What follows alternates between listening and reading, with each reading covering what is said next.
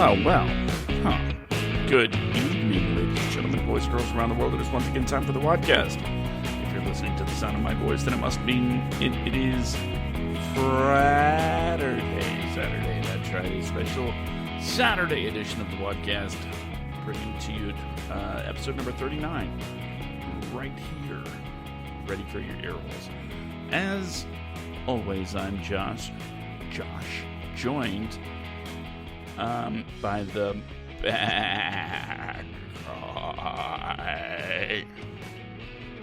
What was that? I thought it was that. It was like a what's her face thing with the song and the music, and she's like, I'm the bad guy, and that was a horrible representation. You're talking about that Billy Elton John chick, King, Billy Eilish. That's her name, Billie Eilish. I know it started with an E.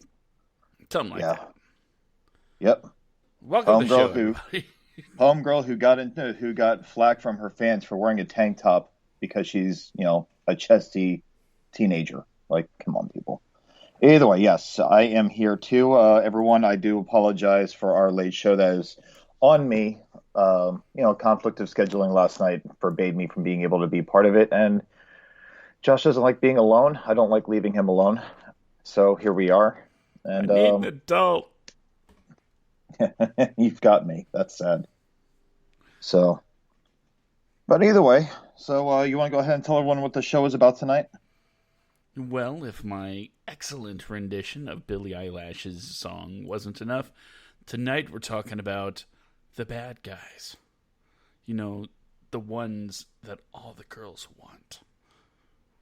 Okay, not that kind of bad guy per se, but the villains, the antagonists, the ones that give our heroes a rough time.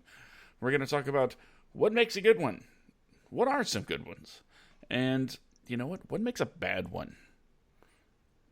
Which is kind of counterintuitive because if you're bad, you want to be bad, but you don't want to suck. So We're going to be, going through the whole spectrum of good, bad, bad. Wow, the language in this is just getting convoluted already. So, yeah, having our top fives of our good and our top five bad, I guess, antagonists, like the good ones that were written well, and the ones that really just sucked in the movie. That, weren't remotely imposing or just weren't even really a threat because it was just it was that poorly written. Would you say that is one of the first things you look for in a good bad guy?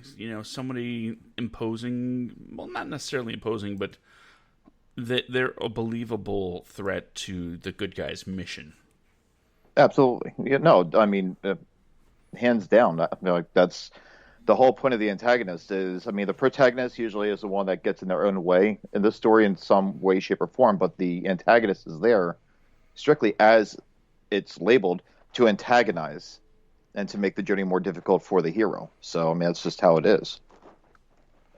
Yeah, but, it can be in the form of you have to martial arts fight me, or I'm going to annoy you to death. Whatever the case may be, the intimidation factor of villains does range wide. No, absolutely. So I'll let you go ahead and kick off the list here. Okay. Are we talking like good examples of villains or bad examples to kick us off, or just maybe one of each? Well, I figured go one of each. Okay. You know what? I'm going to give you a good example of a classic cinematic villain, and you'll notice I popped him in the screened for the Facebook Live viewers. Hey, Facebook Live viewers. And that is Thanos. Thanos, the guy that wields the Infinity Gauntlet and away the whole half of the Marvel Cinematic Universe. Why is he a good villain? Well, he does several things at once. One, he's an intimidating bastard. For sure. Physically intimidating. When he shows up in Infinity War, for his first actual scene, and I'm not talking about the teasers. I'm talking about just when we get him for the first time, for real. He beats the crap out of the Hulk. And if that doesn't set the tone of this is a bad mamma jamma, I don't know what does. And another key aspect to villainy is, at least a good villain, your goal, the villain's goal, has to be somewhat believable. And there are a lot of people that bring up the argument, well, if he has the Infinity Gauntlet, why doesn't he just snap twice of everything into existence to make up for the resource? Yeah, it's a whole change when it comes to changing mediums from comics to movies. And instead of trying to impress, Lady Death, they're like, we're just going to go in this direction with the resources thing. And okay, fine. It's a little convoluted, but the fact that he believes that this is the best way to save the universe, he considers himself the hero of the story, but he also acknowledges that to do the saving, he has to do something awful, and he remorses for the awful things that he has to do. And that's what makes him an amazing villain. He's not a heartless, soulless monster. He feels. He has remorse. And at some points, you really kind of feel for his struggle, feel for his mission, and feel the loss that he has to initiate to fulfill what he believes is his life's work. And that's why I'm throwing out Thanos. Great villain. Okay. Now your bad one. Yeah. That's I'm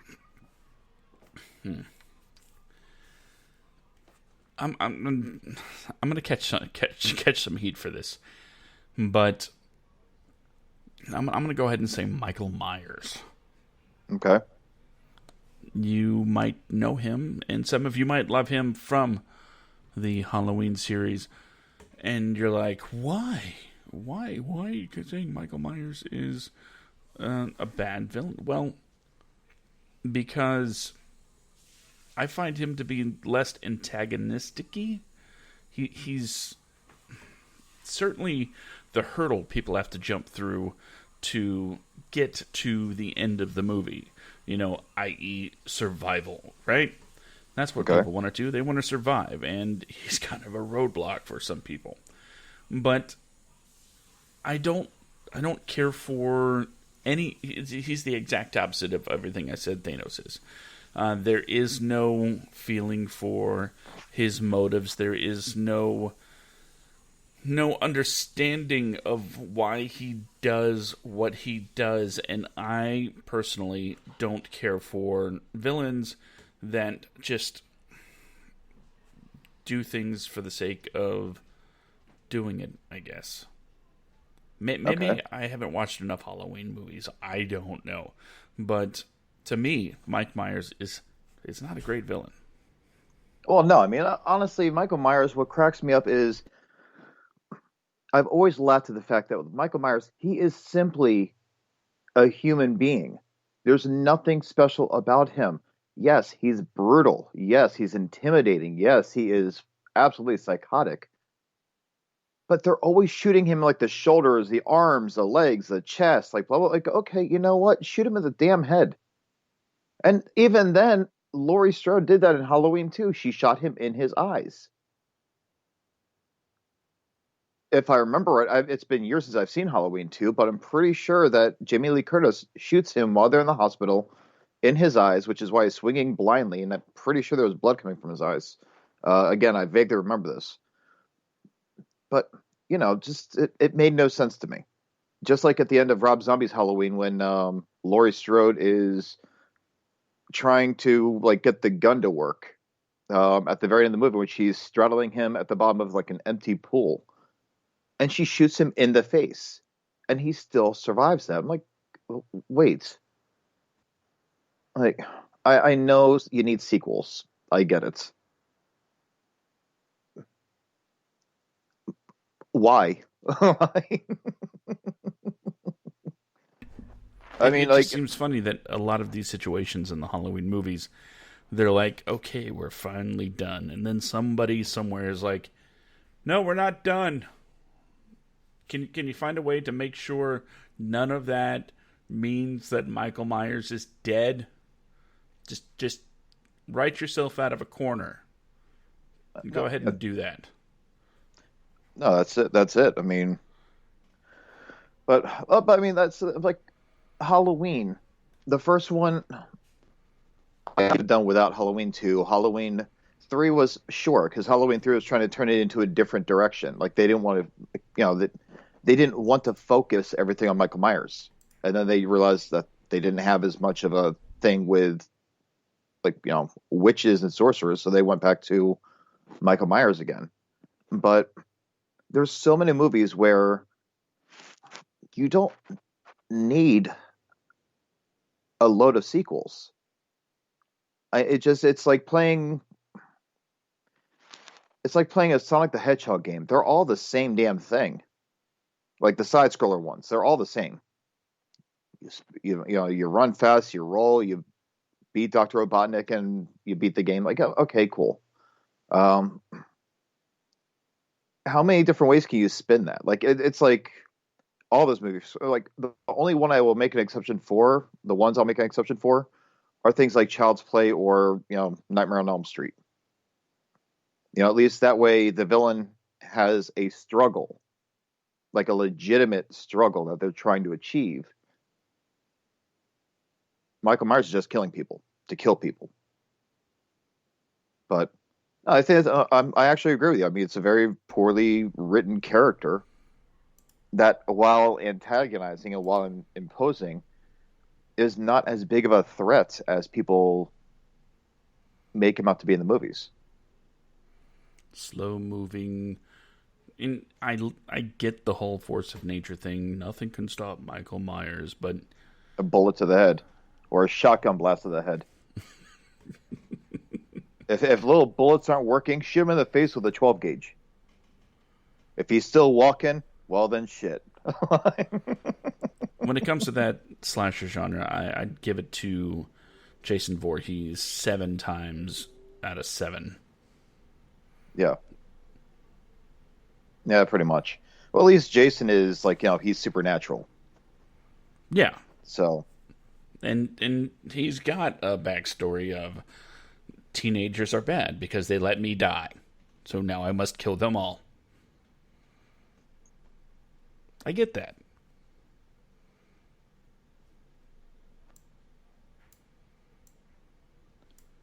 All right, so I guess it's my turn then, huh? Yeah, go for it, brother. Okay, so mine's pretty easy. Because with mine, like I think I actually picked some good villains on both sides, um, and ones that you can really connect to. And one thing I love about Marvel movies is that usually, and even in the Spider-Man movies, and I will say actually both Spider-Man movies, the both series, the ones with Tom Holland. I'm sorry, not Tom Holland. The one with oh god, Tobey Maguire and Andrew Garfield.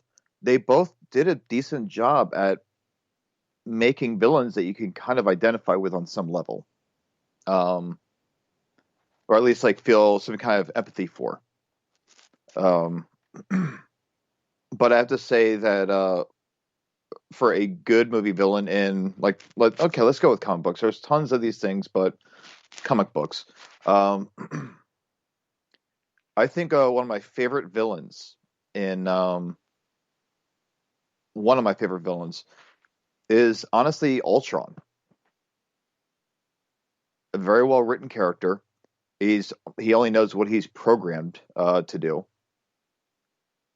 and in his own logic, what he was doing was the right thing to do. He was, I mean, he was a 7-foot robot with daddy issues against Tony Stark. But I mean, aside from that, like, I mean, he in his mind, he thought that he was right. Um, and there's some things where I'm listening to him, and I'm like, okay, I kind of get where he's coming from. But he was an actual viable threat to the Avengers. So that's where he's on my list for that one. But now sticking with Marvel movies, though, or movies adapted from Marvel Comics, Electro in The Amazing Spider-Man 2. He was completely useless. Like almost the entire movie, actually, no, the entire movie could have been done without him. He served no purpose in that movie whatsoever. Like none at all. The only purpose, if you watch Spider-Man 2 or The Amazing Spider-Man 2, the only purpose he serves in that movie is to get Peter Parker to go to the power grid where Gwen Stacy eventually dies. Her death could have been anywhere. Harry Osborn didn't have to have Electro to take him to the boardroom to where he could then pull a gun on the CEO of the company and walk him down there to where he could get like whatever shot that he got and turn into the Green Goblin. He didn't need him to do that. He chose to do that. Electro's need for friendship and connection with human beings is with another person, is what convinced him to work with Harry. You're my friend? You're my friend? We're friends? Like, come on, Electro. If that's your driving force, that you're being like, and I felt horrible for Jamie Foxx's character. I did. It was a very sad, tragic character. But the movie didn't need him. There was no purpose of having Electro in that movie one bit. Because he gets captured and he shows up at the very end of the film. Same thing with Rhino, but he wasn't really a main character. He just shows up at the end of the film, and then it cuts off right as they start fighting. End credits. Post-credits scene. End of franchise. But, I don't know. I have to confess something. I did not see Amazing Spider-Man 2. I like the movie. Don't get me wrong. It gets a lot of hate. I actually enjoyed the movie. I enjoyed both of the movies. I was just really thoroughly looking forward to a third entry, so we could see the Sinister Six as it was teased in the film. But never mind that. We're getting it. We're just not getting it in the way we thought we would originally. Yeah, I know. As far as Sinister Six goes. But what else you got? My turn again? Yep.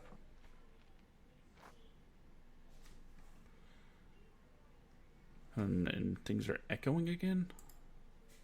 I don't hear it. Let's see. Hopefully that fixes that.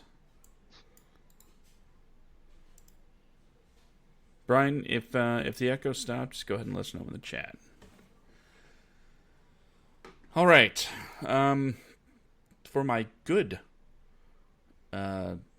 villain, I am going to go to 2000. Hi, Brian. I'm sorry, buddy. Yep. Josh, I'm sorry to cut you off. Brian, hi, buddy. Working on the resume right now to send it over to your way. Don't worry. I didn't have the live chat opened up, so delay. Please, I'm sorry. Go ahead, Josh. I go continue. Oh man. Gonna continue now. Okay, Brandon? Okay, no, go ahead. Go ahead. Okay, hopefully that fixed the echo if there's one. Okay. My good villain that I'm gonna go with is none other than from a 2002 movie called Gangs of New York, William Bill the Butcher Cutting. Oh, nice. Okay. You're gonna go Daniel This Day-Lewis there. Yeah, I'm going Daniel Day-Lewis on your butt. Wait. Hold on. That might have come out wrong. Anyway, what can I say about William Cutting? He believes everything he does is right. He puts his country first and foremost. He prays to the American flag. He wants all of these people, and he struggles to use the term, out of the 5 points, and he is willing to wage an all-out war and murder anybody and everybody in his path to make sure it happens. He is ruthless. He is, I'd say, pretty much without remorse, because he believes everything he does is the right thing to do. Not to mention, he is a character and a half. Daniel Day-Lewis did an amazing job bringing him to life with the dialect, with the walk. Oh God, that walk is just freaking iconic. How many times can you say, "I know that guy" just from looking at him walk? You know, there's probably a handful of characters that do that, but William Cutting, just magnificent. And it is the first movie where I was like, "Hey, I think Leonardo DiCaprio might be able to act." Huh. Blew my mind. I haven't seen What's Eating Gilbert Grape, so you're going to have to forgive me if I don't go old school. I mean, I remember from Growing Pains, but he was just, that kid they brought on board, like most coms do, that it's like, okay, we got to bring in a kid to freshen things up, pick up the ratings. A lot of shows were guilty of doing that. Cousin Oliver. So that is my example of a good villain, William Cutting. Okay. And to juxtapose that, we are going to go to a movie. I'm going to bring up my list right now. From 1996, starring Tom Cruise, and that is Mission Impossible. Gotta be honest, I absolutely adore this mid-90s spy thriller. But it's okay, so it's Tom Cruise. Jim Phelps is completely ineffectual to me as a bad guy. He does his explaining of the Cold War is over and we got no use, blah, blah, blah, blah, blah. And it's like, I don't care what you have to say. Your plans and your execution are extremely flawed. And, by the way, when you send your old lady to, bow chicka bow wow with someone you consider to be a son, that gets a little weird. Just throwing that out there. I'm not a fan of Jim Phelps. And I think not only is the series, the franchise, better off without him, I was happy to see the character disappear just because it was annoying. Okay. So that is my bad guy. Okay. You're up. Okay. All right. Well, we had this conversation earlier, but I'm going to pull this card now. But I'm going to go with the Mortal Kombat franchise, the 2 movies that were released, for my good villain and my bad villain. Shang Tsung. And, if you ever play the video games, Um, Shao Kahn is like this hulking mass of badassery and testosterone. He's got the skull of someone that he killed like millennia ago that he uses as his actual crown. Um, Covered in spikes, wields a giant sledgehammer and everything else. He was just so poor of a character and so like not even remotely intimidating. And it doesn't help the fact that the movie just royally sucked, but still. Um, he wasn't really imposing. There's nothing special about him at all. It was just, I mean, he once again he's a bad guy with daddy issues. He was too busy trying to impress his daddy Shinnok, and but then you go with the first movie that came out in 1995. Shang Tsung was a terrifying movie villain. Like he was just, I mean, this guy rips people's souls out. You watched him devour souls a few times in that movie. Apparently, he learned that dark art from the Emperor himself. You never see Shao Kahn do that.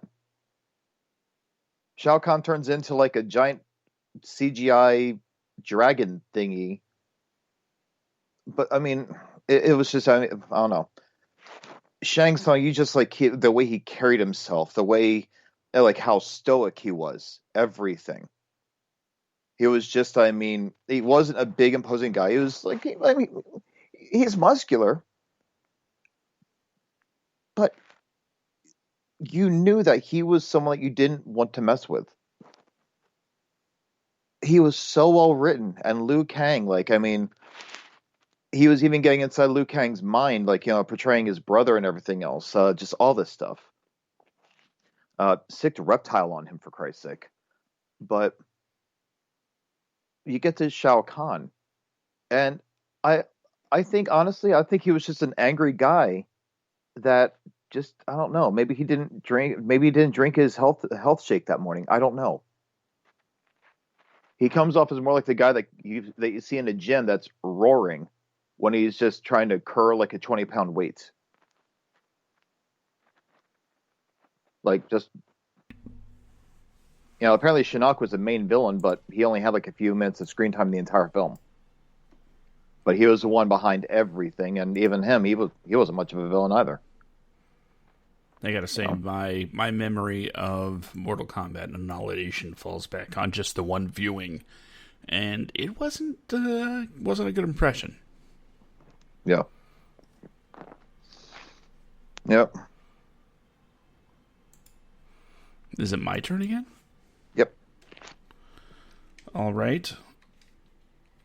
I just did a switch up to one of my list entries, and even though it's not a classic by any means as far as films go, it's still relatively new to call it that.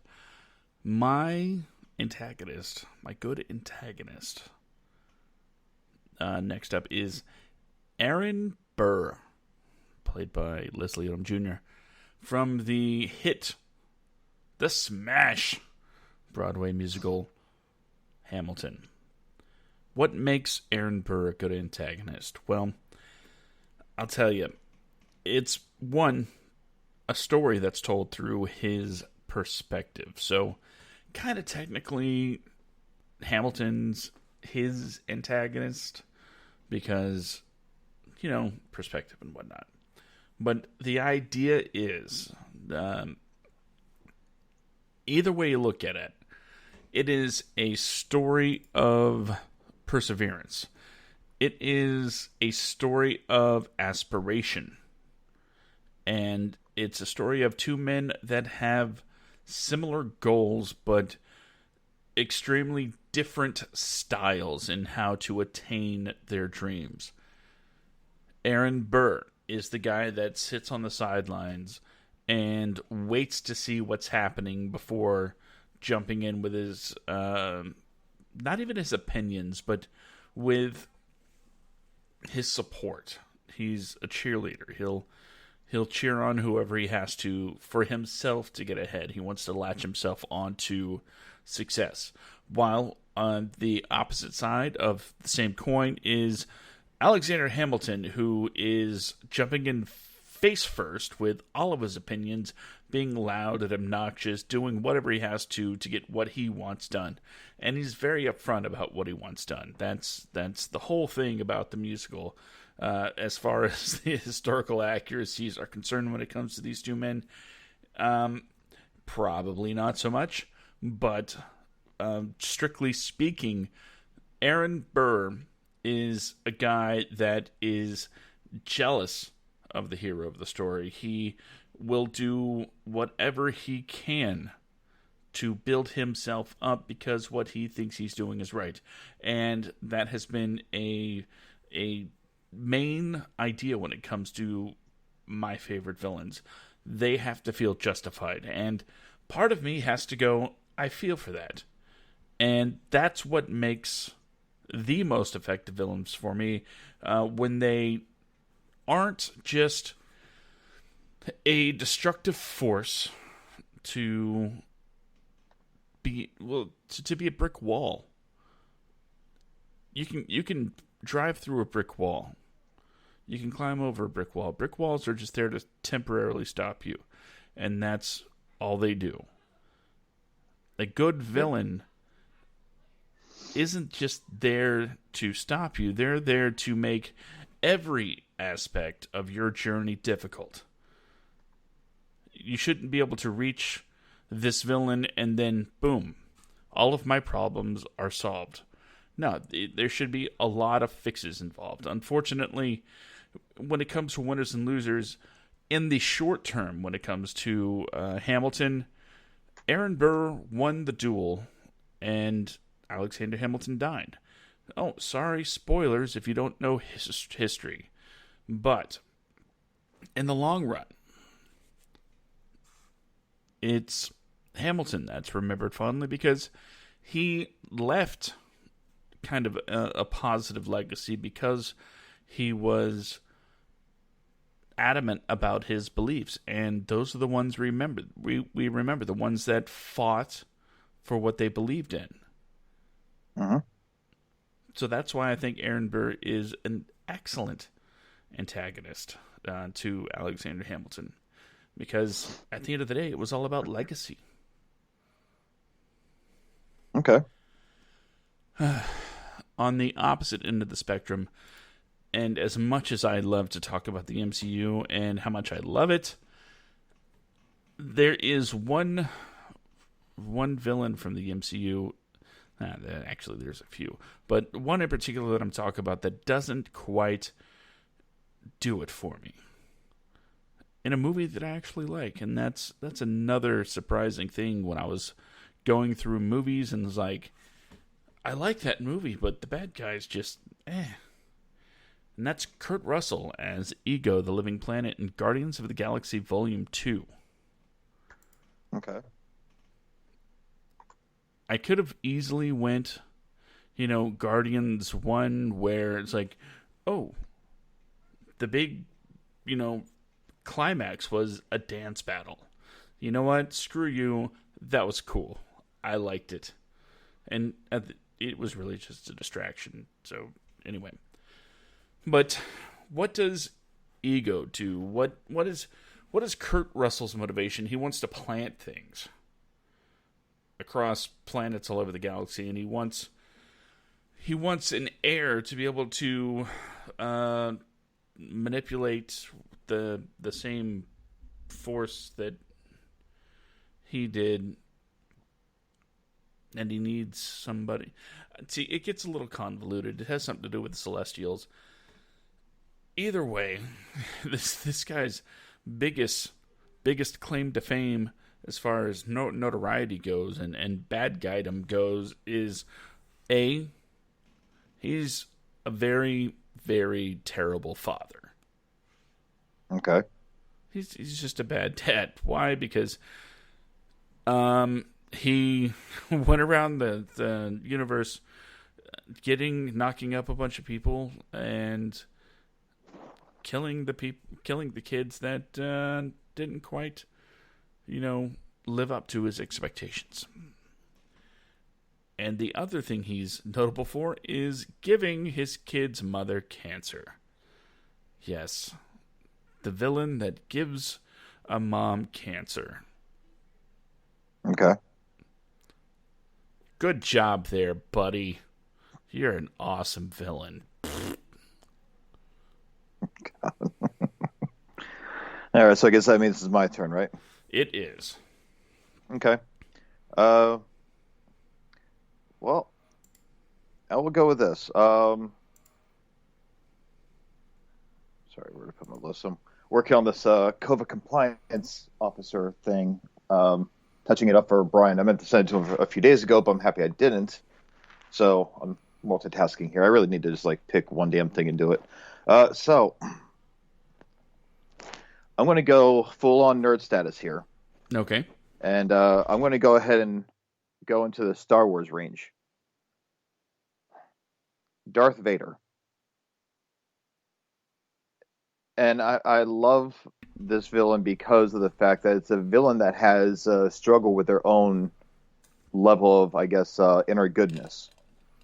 And at first, you don't see any of that in the first movie. There's no hint that he was ever even remotely close to being some kind of a good guy. You don't see that. The second movie, you see him kind of come around to the idea, you see that he just was revealed that he's Luke's father. You still kind of get the sense that Darth Vader is, in the whole movie, you see that Darth Vader, through numerous actions, does not want to kill Luke Skywalker. You see the whole movie. So it kind of leaves you confused about what this villain's motives are, and then when it's revealed that he's Luke's father, you understand it. And then in the third movie, just the whole arc, he's still he's still a villain, but deep down he's struggling to not be. And and he's a villain all the way. He's technically a villain all the way up until the very end of the film when he throws Palpatine down the shaft of the Death Star. But so well-written villain. He's very powerful. He has a lot of pull and everything else. He is someone that you do not mess with. Now, staying in Star Wars, Count Dooku. He's just he wasn't imposing.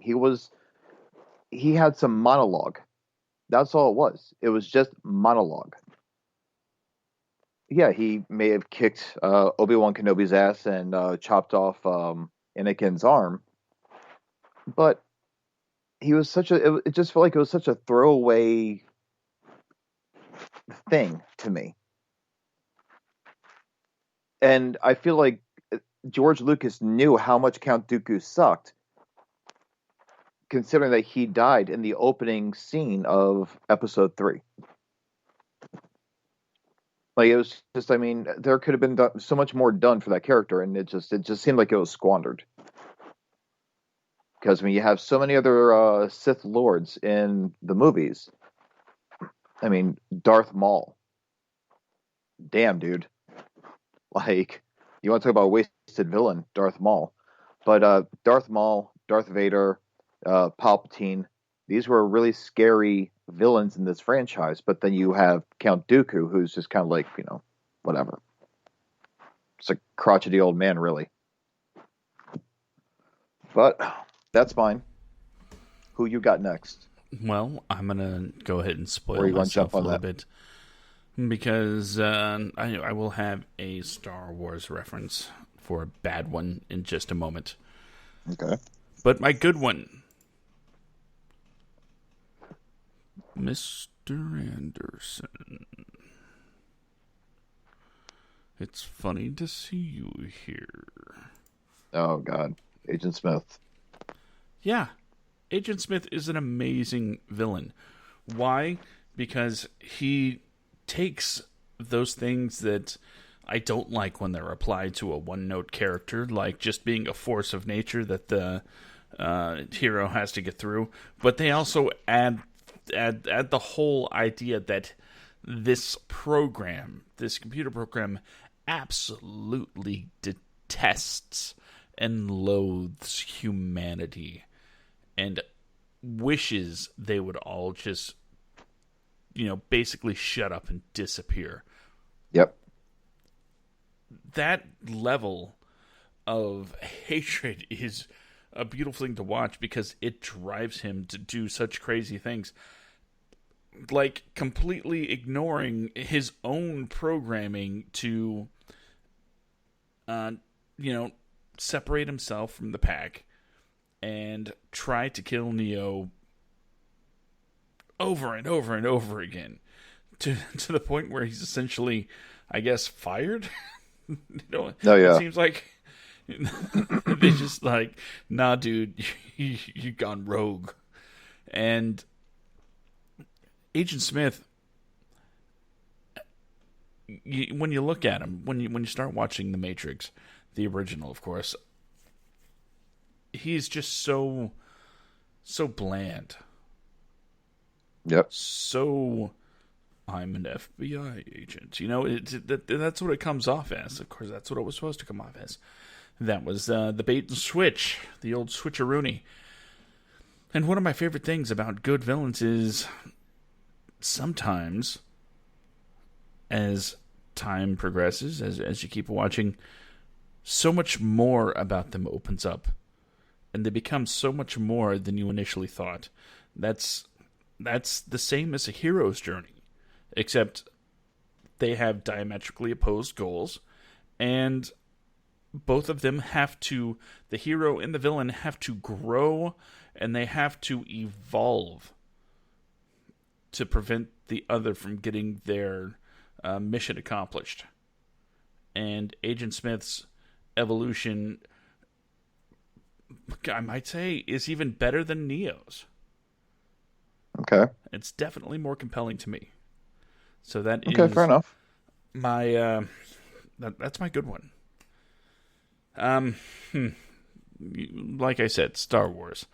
You brought up some excellent Star Wars points. Some excellent Star Wars villains, some bad Star Wars villains. But I think the single most wasted opportunity in possibly cinematic history was done recently with the sequels, the 7, 8, 9, or more like 7, 8, episode 7 and 8, when we have the incomparable Andy Serkis pulling together an absolutely amazing performance as Supreme Leader Snoke. He just looks imposing. He sounds evil. He is doing everything he can to prevent our heroes from doing their hero thing. Is it done one-on-one? No. But you know that he's getting the job done. Why? Because there's movies about it, of course. Okay. Here's the problem. And please excuse what I'm about to say, because I'm not the sweary guy on the show. When he finally shows up, when he finally has the ability to take care of business himself, he doesn't Thanos it up. He doesn't, wreck shop. He goes out like a little bitch. Because he's a little bitch. He's not supreme. He got taken out. Easily. It was like, phew, done.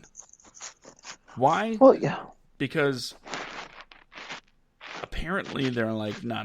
This incredibly awesome bad guy that we're teasing is no good. Let's just bring back Palpatine. Yeah. Well, you can thank Rainn Wilson for that one and Kathleen Kennedy.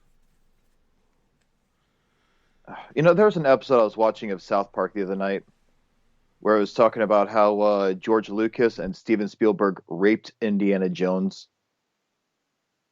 I think that Kathleen Kennedy and um, I think I said Rainn Wilson. That's not the guy. That's the actor from The Office. What did Dwight What? do?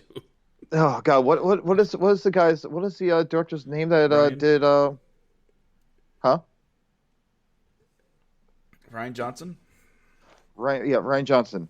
I think they raped George Lucas, at least his vision, and also the vision of J.J. Abrams with what he wanted to do for Star Wars. Because granted, Force Awakens to me was a rehashing of A New Hope. There was so much copied and pasted Mm-hmm. from A New Hope that was put into Rise of Skywalker. I'm sorry, and in The Force Awakens, Yeah. and they were teasing Snoke to be like this big, imposing, like dubious, like just villain, A like new emperor. the new Emperor, and then Rain Johnson just goes in there. He's like, nope, not in What my he's gonna house. do is he's gonna turn on his lightsaber with his force powers, and it's gonna be sitting next to the Emperor, you see, and it's gonna be like, phew, and then the Emperor's gonna die. Yeah, that's it. That's exactly it. Like, I mean, it's just so. I don't know what Rain Johnson was thinking. I do not know what he was thinking. I don't know what the hell Kathleen Kennedy was thinking. I mean, it's so sad that the trilogy that people should have been so excited to see has turned into such a divisive, you know, a divisive trilogy.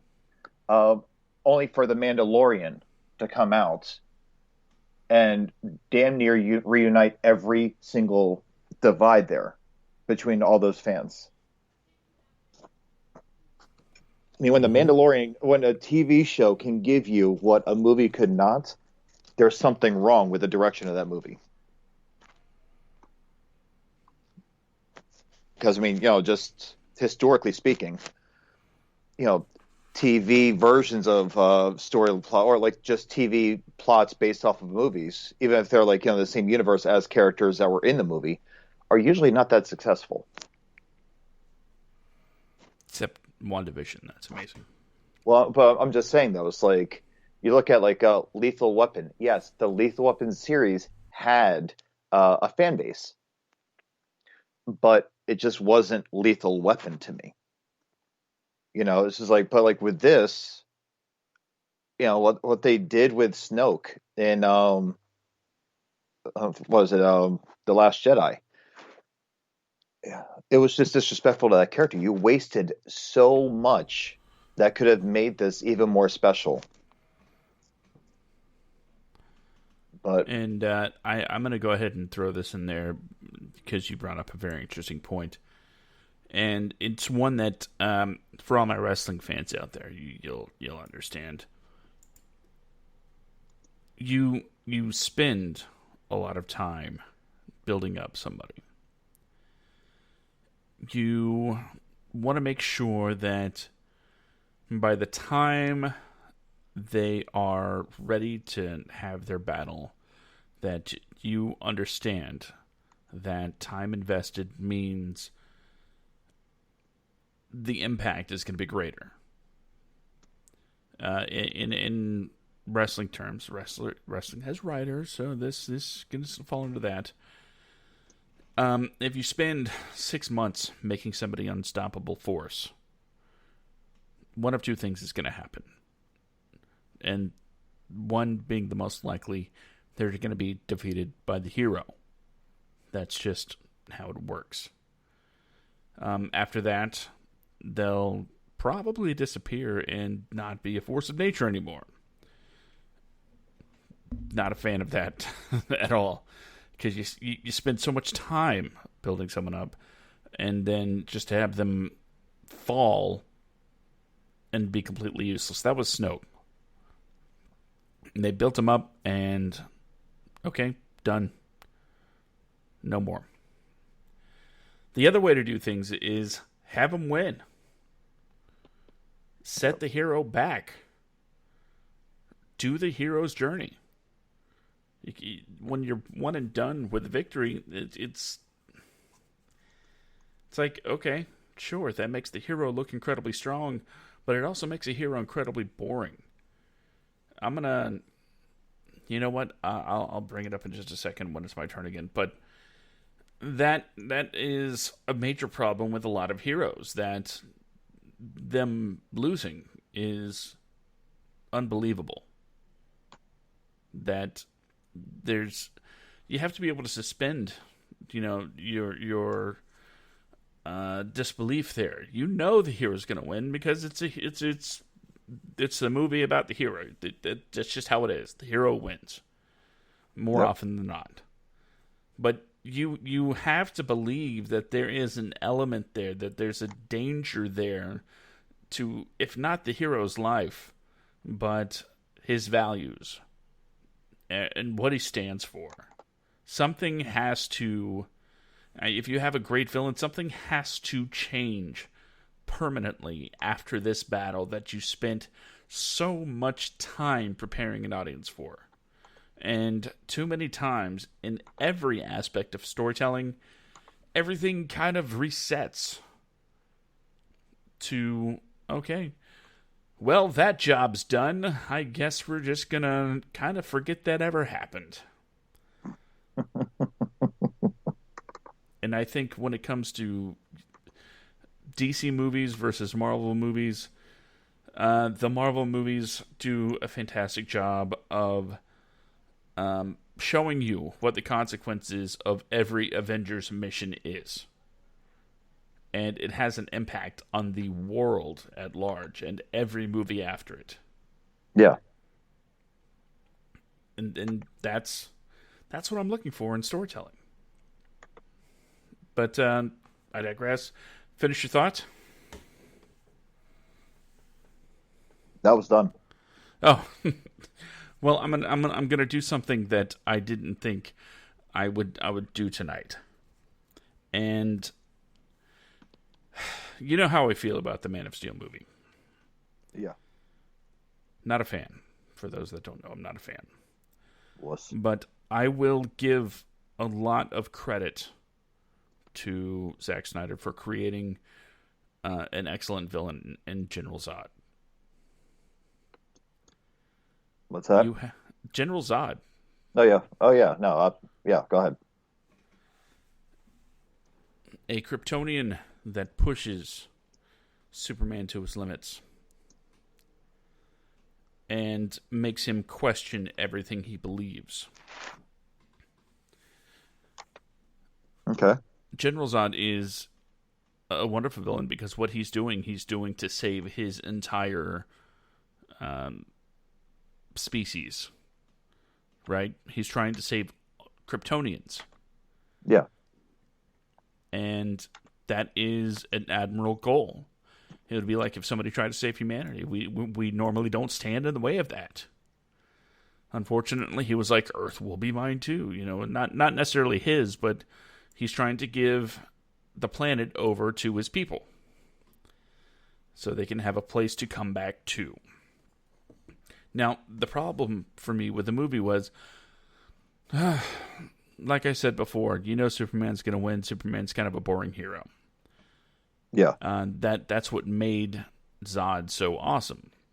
But you see, Zod brought the darkness out of this boring hero. And that's what I love about Zod in that movie. That was not done by what was his name? Terrence Stamp? Mm-hmm. Is that who played him in Superman 2? Yeah. Okay. See, Terrence Stamp just played like this really, and this is back in like you have the golden age of comic books, right? This was like the golden age of superhero films. So they didn't know how to really portray a villain, which is why we get like Lex Luthor acting the way he does with Gene Hackman. But honestly, Zod just came off so campy in Superman 2, he wasn't threatening. Like, I mean, those two could be a night and day. But Zod, and like, Michael Shannon's portrayal of this character, holy shit. Like, the scary son of a bitch, man. If I could do anything, if I had magic powers and could do anything, I would trade the Superman from Superman 2 with Man of Steel. Mostly because Christopher Reeve brought out in Superman the character Superman, the Boy Scout, the guy that's, the all-American boy and whatnot. Yeah. And the problem when it comes to Man of Steel and Zod and Superman, it was the tone.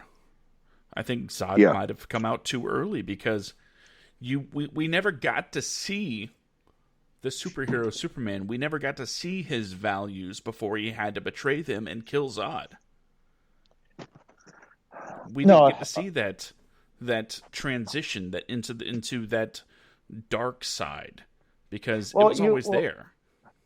Well, you kind I mean, I was going to say you kind of see what you see in Man of Steel is you see Clark Kent's struggle of self-control, like things he wants to do versus what he does do, like with the trucker in a little like dive bar. He's not going to, like, you can see in his face at one scene where he really wants to hurt this guy, but he doesn't do it. See, I will look at, like, honestly, I do have one problem with Zod from Man of Steel. And it's really very simple. He's stupid. That's it. He's stupid as hell. His whole plan was to go and try to get Kal-El to help him out, be part of the little quadet that they had going on. That was the big goal. Hey, let's like Darth Vader approach. We're going to turn him to the dark side or whatever, and if he disagrees with us, then we'll kill him. But we'll fight him first. How about instead of fighting him, you just dominate the world? You don't even announce what you're doing. You just dominate the world. You have a world engine. Turn that shit on. Don't do things that piss Superman off, like go after his mom and go after his girlfriend and all the happy horse shit. Just attack the world.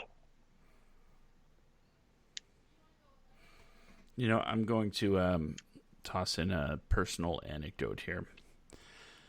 I play a game called Rocket League from time to time on the good old PlayStation 4.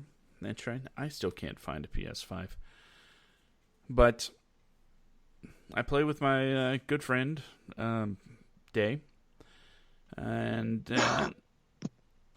every once in a while, in the little chat box in the corner, our opponents will get mouthy, right? Okay. With sarcastic comments when they score a goal, like "What a save! What a save!" Just those people that are just being, toxic. Talking trash when they score, and this infuriates me for some reason. I'm like, why people gotta be dicks? I'm just trying to play a game. Why you gotta be dicks? And that makes me play harder. In fact, a couple days ago we were playing, and Dave was like, "Did you hear what they're saying about you?" I was like, "What? No." I was like, "Yeah, they were talking trash. They were like, what a save, what a save." They were like really taking it to you. And I'm like, "What?" And he's like, "Well, normally you play harder when they do that, so I thought I'd say they did that." And how does that relate to what we're talking about? Well, essentially, like you said, they gave Superman a really good reason to get pissed off. Oh, yeah. And if we'd seen anything up to that point, it's the fact that Kal-El, not Clark Kent, but Kal-El, was very iffy on the human race as a whole. He wasn't like, I'm their defender. That's one of the issues I had with him. Not the actor, but the writing of that Superman, because he is humanity's defender. But back to when he was a kid, Pa Kent's like, I don't know, maybe you should have let him die. And he's like, And Yeah. anyway, Yeah, Jonathan Kent, I will say, was written very badly for that movie. Like, I mean, he was just such a cold bastard. until it Like, comes to dogs. yeah, until it comes to dogs. And like, and even then, like, let's just go ahead and talk about the town already knows about Clark. They already have, like, they've seen him lift a damn bus out of a flooded river. A whole, there's no secret behind who and what he is. There is something about this kid. He has the strength of a goddamn crane. Like, I mean, then the tornado comes, and because Jonathan Kent had to go back and get the damn German Shepherd, you And know, very specifically said, tells do Clark, anything. yeah, don't save me, let me die. Like, what? Like that? What? Okay, Suicide mission okay. for a dog. And don't But get it's me just wrong, like, I mean, dogs are cool, but come on. And the it took idea, it took the Lois idea, Lane. It took Lois Lane, who did not know Clark Kent from Adam at all. It took her maybe the span of, after seeing the ship, okay, after finding out that there was a spaceship and everything else, piecing things back together, it took her next to no time whatsoever, just with basic investigative, just with the most fundamental level of investigative prowess, to find out who the hell Clark Kent was and who the identity of this person was. She tracked him down. And she wasn't doing anything special to find him. Just basic nope. research. Just So what basically makes you the like? equivalent of So a why Google would search. Paul Kent be like, "Oh, don't save me, son. People can't know you have superpowers." The town knows. The world would go crazy if they found out you had superpowers, or if anybody had superpowers. Cue Wonder Woman 84. Oh God. Okay, well that's actually funny because that is on my list. But go ahead. Um, just yeah, Jonathan Kent made this whole big to do about if the government finds out there are people with superpowers, they'll come and get you. And in the meantime, years earlier, there's this chick that's on a worldwide broadcast telling people, hey, I'm a superhero. Change your wishes. So yeah, and yeah. I know some people have said you can't count that as canon because it's something, I don't know, just the fact that everyone just suddenly forgets about everything from 1984 seems, as the kids say, kind of sus. But go ahead. What do you have about old Wonder Woman 84? That is completely nonsensical. Wonder Woman is the villain because she raped the dude. True story. Like, honestly, here's the thing. And this doesn't even go into, like, Wonder Woman 84. I will say Cheetah as my bad villain. Because it is a trope.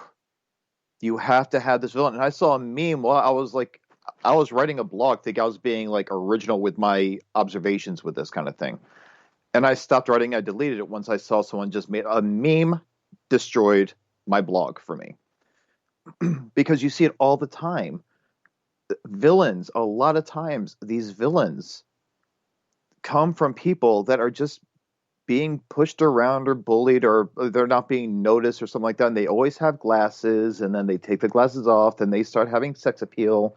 And it's just like, it's a trope that you see. It's lazy writing at its finest. And okay, yeah, oh, I don't need glasses anymore. I'm going Peter Parker this shit. Like, oh, now I've got this. I've got sex appeal. Men want me. Oh, I want more.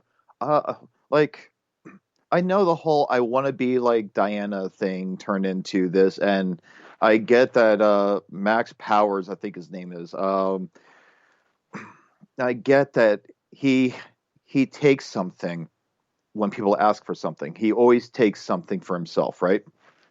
And so I get that he took something, but he took it for Barbara in the movie to turn her into the ultimate predator. And even clearing my mind of all the inconsistencies of this film, all the plot holes, the multiple plot holes of this absolutely horrid film.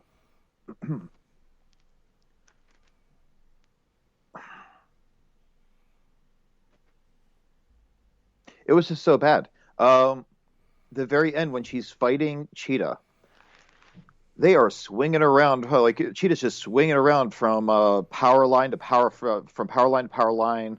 All these sparks. It's like she's impervious to any of this electricity.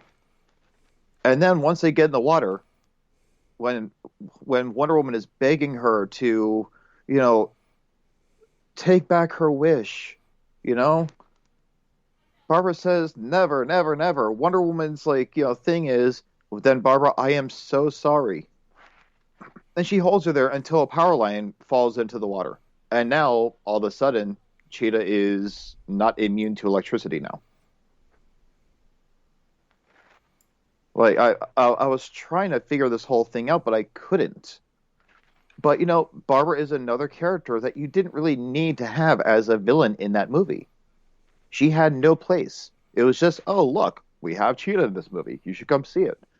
Cheetah was such a methodical character in the comic books, right? Like, I mean, she was Bane she was like, she was to Wonder Woman what Bane is to Batman. Calculating. Like, yeah, granted, she's a human cheetah hybrid creature, but she knew how to get to Wonder Woman, and she didn't do it in this movie. What does she do? She grabs the lasso and she throws Diana and Steve around a little bit, and that's about it. Beyond that, there was really no point behind it. But Wonder Woman, I mean, I've got to say as well, we're talking about this. My biggest gripe with this movie, I know that we're only talking about villains, but I'm going to talk about this insane plot hole. The guy whose body was inhabited by Steve Trevor's consciousness. Wonder Woman, I'm sure her wish was not, I wish that Steve Trevor's consciousness would come back to life. I think it was Steve Trevor himself. What about the poor schmuck that got his body taken for a couple days? What if he had a girlfriend? What if he was married, but he was like a trial separation, and he's trying to get her back? Well, now you're hooking up with a superhero. I'm sorry, you may not know it, but don't think your wife's going to high five you over that one. What about your job? Where have you been?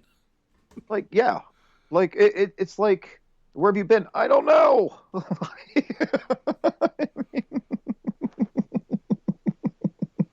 Could you imagine?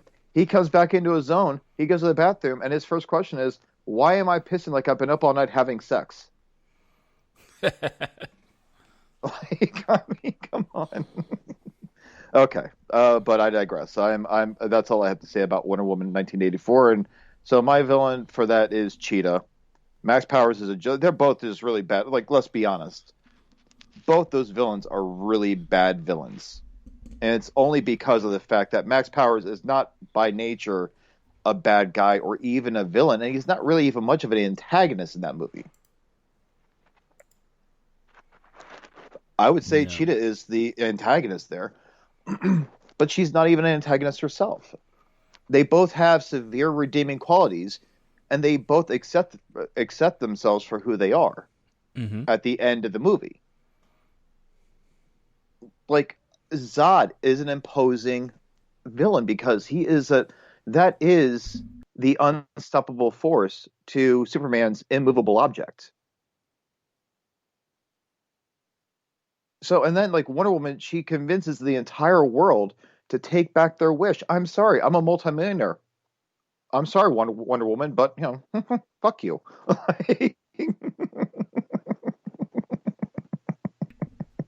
But so yeah, that's my bad villain first. Good villain or a good antagonist, I've got to say. Um, I honestly would have to say that for a good villain, I like corporate villains. I like the villains that don't care about anything. So I have to go with I have to go with Bane from Dark Knight Rises. Now I know Talia al Ghul was the one behind everything, but again, it's a movie where you did not need her. She serves no purpose in that movie other than being the reason why Bane was, I guess, I saved. I'm not too sure, really. I don't.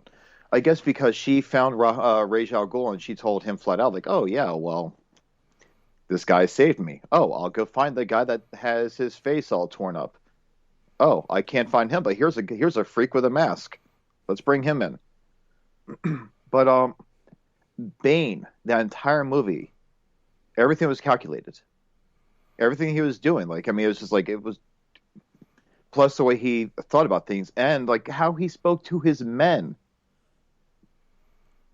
What are you doing down here? The guy kicks Jim Gordon. Answer him. I was asking you.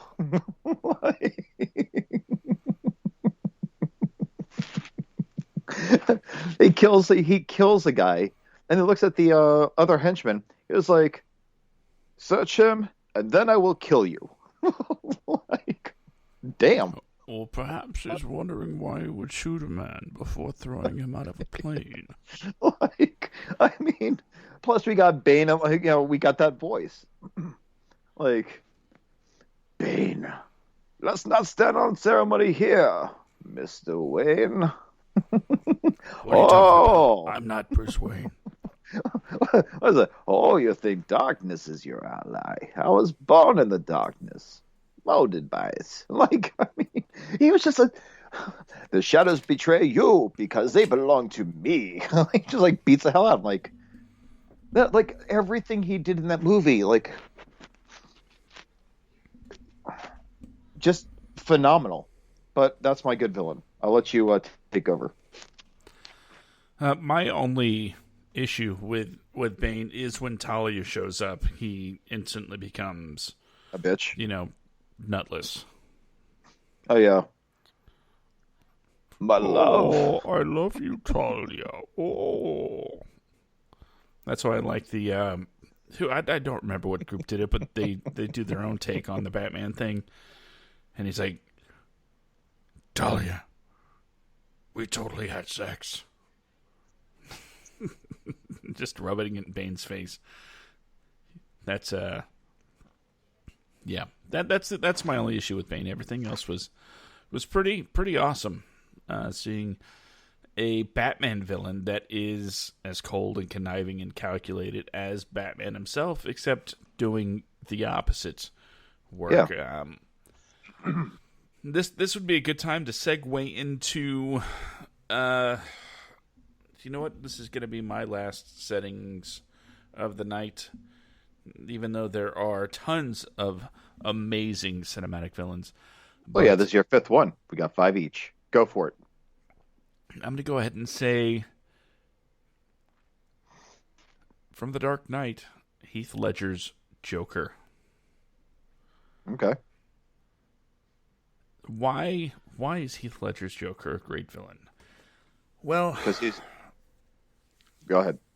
he has a purpose, and to some people, they say the Joker's purpose in The Dark Knight is there is no purpose. He has no purpose. He's insane. He just does crazy stuff. No, everything he does is extremely calculated. He wants to show chaos runs the world, that there's no order, there's no justice. It is just anarchy. And he almost succeeds. Putting together a group of criminals on a boat and putting together, families and whatnot, and giving them detonators that will blow up the other's boat. And they're like, one of you gets to live. you get to decide. It's like, that's some freaky jigsaw stuff right there, right? Making impossible decisions over whether you live or die. That's, I mean, yeah, it's crazy, but it's brilliant at the same time. And it gave Batman, the world's greatest detective and freaking, beat up bad guys guy, a lot of pause. And in fact, it ended very badly, that movie for Batman. What I will remember most is Heath Ledger's Joker creating these scenarios that make it impossible for Batman to do pretty much anything. And when you make the Batman immobile, when you paralyze him, or make him freak out about any kind of decision he has to make, that is the sign of a good villain. Yep. What I didn't care for in The Dark Knight was the all too convenient kumbaya moment of, well, neither one of us are going to press the button, so there. Just that magical kumbaya where everybody's going to live thing. I think it would have been much better if one of those boats blew up. Oh no, I agree with you. But that wasn't Joker's fault. That was building up to an amazing moment that the writers just backed off from. And well, I'm just saying. Well, it led up. It also led up to the moment of Batman. This city just showed you it's full of people who are ready to believe in good. I mean, come on. Which is anti-Batman, really. I know. But at the same time, the Joker is an interesting character when it comes to cinema and comics and all around existence, right? So many different versions of the Joker, so many different motivations. But to close out my top 5, good, bad, I'm gonna go ahead and say Jared Leto's Joker is a bad example of a movie villain.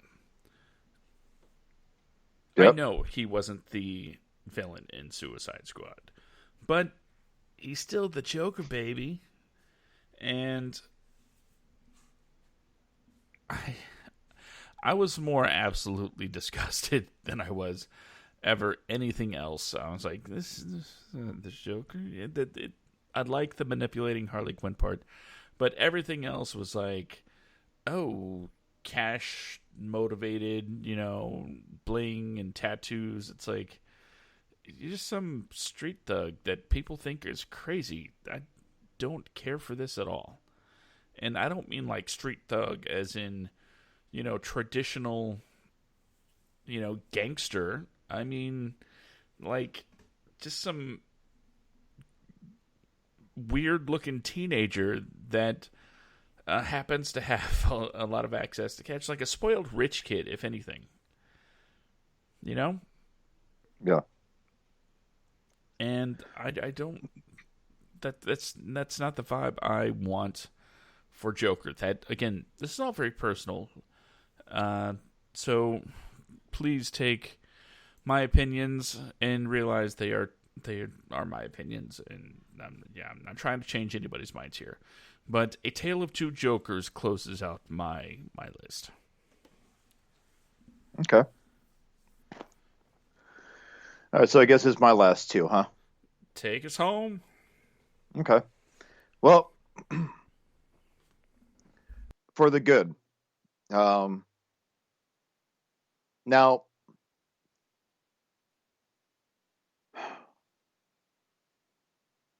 let's go ahead and wind the clock back a little bit here on go back to 1984 with Ghostbusters. Now, Gozer was a villain that was just fucking, a god, basically, right? Gozer wasn't, in fact, in my mind, the villain in that movie. That was Ivo Shandor, the guy that constructed the building, was the villain. So even though we never got to see him, he is the reason why everything that was happening in Ghostbusters was in fact happening in Ghostbusters. All these all the phenomenon that was happening and everything else, it was a direct cause of the coming of the Age of Gozer. That was the whole purpose behind everything that was happening with the influx of ghosts and everything else. It was coming to be the end of times, and another dimensional rift was opening up. So I would look at him as actually being the villain, because he's the one that gave Gozer the portal to come into our world and introduce the Destructor in the form of, the Stay Puft Marshmallow Man. One of the most epic, honestly, that's probably my favorite villain of all time, just because it's just so stupid. Like, the Destructor is a giant marshmallow man. Now, I'm sure he'd have a hard time, destroying places that are, let's say, like, in a very, very tropical climate. Marshmallows, it doesn't take much for them to really start melting or getting sticky or anything like that. It would be hard for a Stay Puft to start really moving. But either way, it's just like one of those deals where Ivo Shandor was the villain behind the whole movie. And even though he was not written about outside of just conversation while they were doing research on the building itself, he gave way to those characters for Gozer to come in. So even though I look at Ivo Shandor being the villain of the movie, I've got to give it to Stay Puft Marshmallow Man for actually just being this original, like the most original movie villain that you could ever see in a movie that is just so horrifying yet so stupid that there's just no denying. Like, I mean, I love that villain. It's like my all-time favorite. I love Stay Puft Marshmallow Man. But for the bad villain. Now, we look at villains and bad guys in movies and everything else, and actually, I'm sorry, I got my list mixed up here. I'm sorry. Gozer was the worst villain, I think, in all the movies. I'm going to get eaten alive by my Ghostbuster fan friends that do go back and listen to these podcasts here, but I look at Gozer as being the worst villain, because while Gozer, gave way to the Destructor, a villain that I love, and one of my favorite villains of all time in movies, is Gary Oldman in The Book of Eli. Have you seen it? You've seen it, right? I mean, it's 2009. No, I've never seen Book of You've Eli. never seen Book of Eli? Okay. Well, for those of our listeners that are going to go back and listen to this, or are currently listening on this on one of our many platforms, if you guys have seen this, then you'll know what I'm talking about. But for those of you who have not, the movie is about Denzel Washington playing this character, Eli. He's blind, and it's in a post-apocalyptic period. The world's been torched. Mankind has pretty much destroyed themselves. And right now, Gary Oldman runs a town, and he controls the water flow. You control the water, you control the town, but he doesn't want to just control the town. So Eli is a very religious person. He has a book. The book is, a Bible. Now, it's not realistic, granted, because of the fact that, let's face it, if you know anything about Braille, it takes up so much space in a book. A small little book that you could actually read is a lot bigger if it's, Braille. So this little Bible that Denzel Washington actually be multiple Bibles.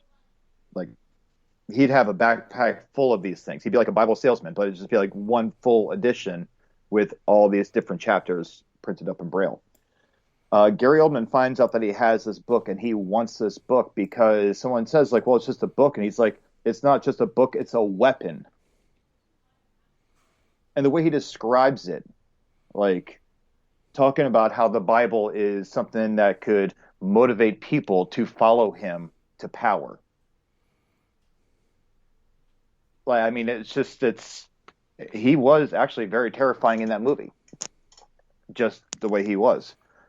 But yeah, those are my two. I feel bad for saying that. I think Gozer is probably like the weakest villain in Ghostbusters in the movies, but honestly, the villain in Ghostbusters 2 was actually more threatening than Gozer was. What Gozer is like had to get two people to have sex and open a portal for a destructor to come out. And what would Gozer take over? New York City? But at least Vigo the Carpathian was he was a menacing son of a bitch. But either way, that's my list. All right, we hope you enjoyed our conversation about villainy in movies. There are, again, just an endless supply of amazing and awful villains. I'm not even going to go into an honorable mentions, because at this point, anybody that I leave out, I would just feel awful. So we're just going to leave it at that. And of course, over the course of the show's run, there's going to be a lot more talk about the struggle between heroes and villains, antagonists, protagonists, and what it means, especially when it comes to writing and performing, and how do you prepare to portray something like this on screen, and what you have to do to create more menacing effects, and blah blah blah blah blah. That's all in the future, but this has, I think, been a fun little conversation about villainy. Brandon, before we head out of here on our special Saturday night, do you have anything you want to add to the people? Not really. You can follow me on Instagram, bjacksman82, or go to our WADcast page on Instagram, the WADcasts. Quite a few of you guys follow it as it is right now, to which we are eternally grateful. But yeah, that's what we got. Check us out on our Facebook. If you are listening to this live broadcast on Facebook, then you're already following us. If you are not listening to us on this and you're not following us on Facebook, then what the hell are you doing? Go to our Facebook page and give us a like. And that's pretty much all I've got. So hopefully you guys have a great weekend, and we look forward to hanging out with you guys again this Friday. All right, I'm going to go ahead and add in there. You can follow us on Twitter. It's not very active, to be honest. But you can follow us. You can follow me at SkitComic on Twitter. You can follow Simicore Studios on Twitter at Simicore Studios. And hopefully you'll visit the Simicore Studios Facebook page. Give it a like also. Now, I said there would be some sort of news tonight. And yeah, it's nothing set in stone, but right now Brandon and I are looking into a way to, we bring special guests on every once in a while, and when we do, there are some of you out there that would like to, ask questions yourself, and just in case Brandon and I miss something, or there's just something specific you want to know about said guest, or even us on our just two people episodes. So we always have the Facebook Live option. When we go live on Facebook, just throw in your questions in the chat, and we will, monitor that and try to answer them as quickly and, as best as possible. But I am also looking into a feature, a way to get you into the call, right? There are several different ways to do that, so I'm trying to narrow down what it would take to get you, the listener, on the show to ask your question. Kind of like a call-in during the show. So if you want to actually talk to some of our guests, or if you actually want to talk to me or Brandon, then I'm trying to make that happen. So that's kind of the new thing, the thing that I wanted to announce to let you know that we're working on it. It should be coming up at some point. You know what? I'm going to go ahead and say it's going to come out this year at some point, and you will be able to, talk to us. I hate to say it like that because it makes me sound a little, I think, snobby. Like, there's no way you can talk to us without doing these special things. Nah, we're always here.